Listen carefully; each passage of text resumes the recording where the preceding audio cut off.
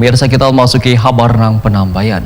Pada tahun 2023, Dinas Sosial Banjarmasin akan merehab 46 unit rumah kada layak huni Rutilahu di Kota Seribu Sungai ini.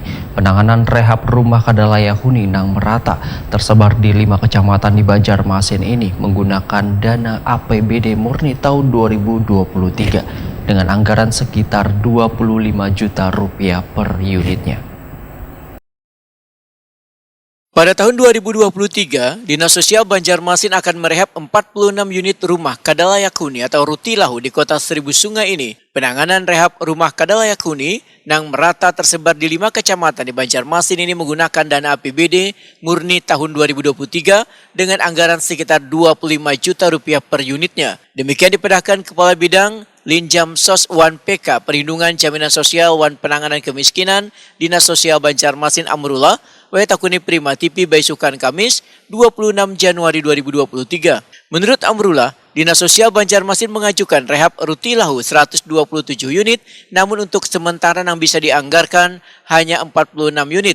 Sedangkan sisanya sebanyak 81 unit rumah diperkirakan akan dilanjutkan pada APBD perubahan tahun 2023 nanti. Amrullah memandahkan ada beberapa kriteria untuk mendapatkan bantuan rehab rumah ini, salah satunya atap lantai dinding yang sudah jabuk atau sangat kada memungkinkan untuk dihuni.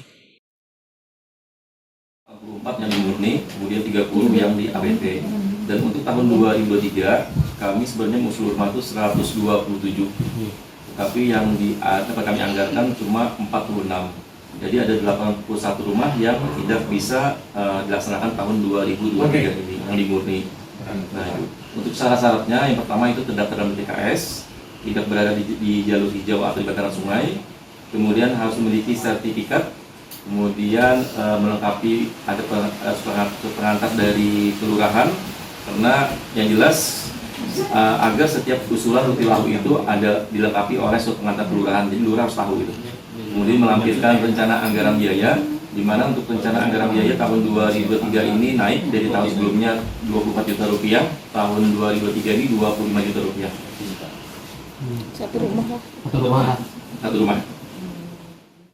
Ada beberapa persyaratan bagi warga untuk bisa mendapat bantuan rehab rumah, diantaranya telah terdata di data terpadu kesejahteraan sosial. Rumah kada masuk di dalam jalur hijau atau di bantaran sungai harus memiliki sertifikat hak milik nang sah, melengkapi adanya surat pengantar dari kelurahan serta melampirkan rencana anggaran biaya.